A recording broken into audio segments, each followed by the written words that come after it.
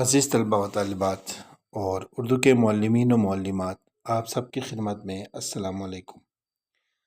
آج کی اس ویڈیو میں ہم میر حسن کی مثنوی نگاری کی نمایاں خصوصیات بیان کریں گے۔ تو آئیں شروع کرتے ہیں۔ مندرجہ ذیل سرخیوں کی مدد سے میر حسن کی مثنوی نگاری کی نمایاں خصوصیات بیان کی جا سکتی ہیں۔ پہلے نمبر پہ کردار نگاری ہے۔ میر حسن کی مثنوی کے کرداروں میں کچھ مافوق الفطرت کردار بھی نظر آتے ہیں، مگر یہ اسی زمانے کی روش کے مطابق ہیں۔ ان کے علاوہ انسانی کردار اس قدر خوبصورت ہیں اور انہیں میر حسن نے اس قدر فنکاری سے تعمیر کیا ہے کہ وہ جیتے جاگتے کردار بن گئے ہیں اور ایک دفعہ مثنوی کو پڑھ لینے کے بعد ذہن پر نقش ہو جاتے ہیں۔ دوسرے نمبر کی جو خصوصیت ہے وہ منظر کشی ہے۔ میر حسن کو تصویر کشی اور منظر نگاری پر بڑا عبور حاصل ہے۔ وہ جس منظر کو بیان کرتے ہیں اس کی تمام ضروری جزیات کو اس خوبصورتی سے سامنے لاتے ہیں کہ منظر مجسم ہو کر نظروں کے سامنے آ جاتا ہے۔ تیسرے نمبر پہ جو خصوصیت ہے وہ زبان اور محاورات ہے۔ مثنوی سحر البیان کی سب سے بڑی خصوصیت اس کی زبان ہے، اسی لیے اس مثنوی کو زبان کا معجزہ بھی کہا جاتا ہے۔ اس کی زبان میں بہت سادہ، رواں، شیریں، خوبصورت اور فصیح ہے۔ زبان کی ہر خوبی اس کے اندر موجود ہے۔ اس کے ساتھ تعجب کی بات یہ ہے کہ 200 سال کے قریب گزر جانے کے باوجود اس کی زبان میں قدامت کا کوئی اثر نہیں ملتا۔ آج بھی اسے پڑھتے ہوئے یوں لگتا ہے کہ کسی جدید شاعر کے کلام کا حصہ ہے یا کسی جدید دور کے شاعر کا کلام ہے۔ یہی حال اس کے محاورات کا ہے۔ اس مثنوی کی مقبولیت میں اس کی زبان کا بہت بڑا حصہ ہے۔ چوتھے نمبر پہ مکالمہ نگاری ہے۔ میر حسن کو مکالمہ نگاری پر بھی پوری دسترت حاصل ہے۔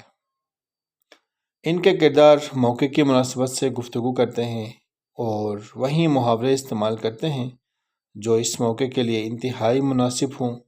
خصوصاً عورتوں کی بات چیت میں ان کے محاوروں کا رنگ بہت نکھر آتا ہے۔ پانچویں نمبر پہ معاشرت کی عکاسی ہے۔ میر حسن کی مثنوی سے ہمیں اس دور کے معاشرے کے بارے میں بڑی معلومات حاصل ہوتی ہیں۔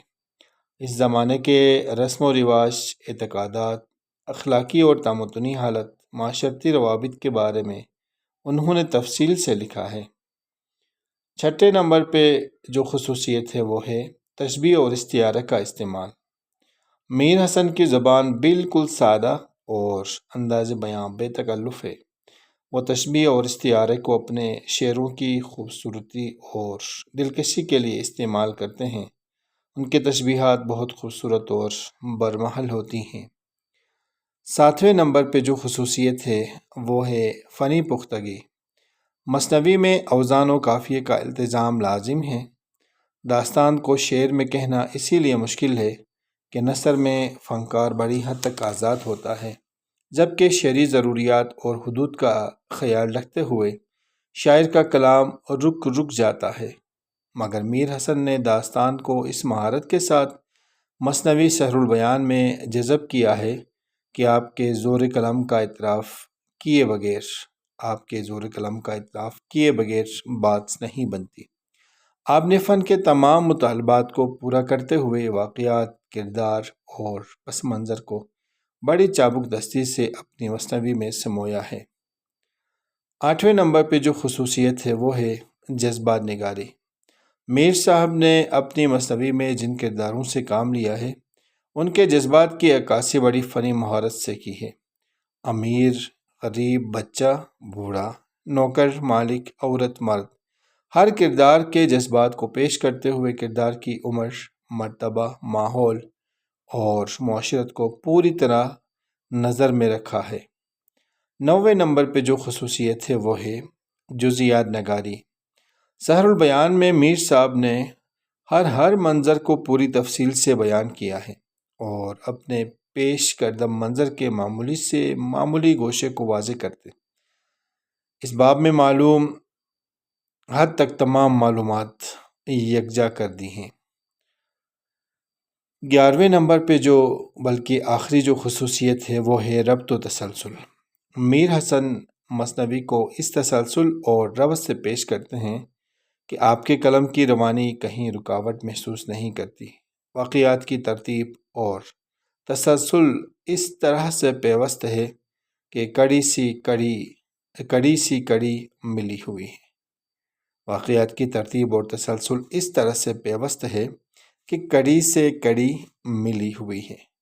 عزیز طلباء و طالبات، آج کی اس مختصر سی ویڈیو میں ہم نے میر حسن کی مثنوی نگاری کی خصوصیات بیان کی۔ امید کرتے ہیں کہ آپ کو یہ ضرور مفید ثابت ہوگی، اور کومنٹس میں اپنی رائے کا اظہار کریں، اور ملتے ہیں ایک نئی ویڈیو کے ساتھ۔ تب تک کے لیے اللہ نگہبان۔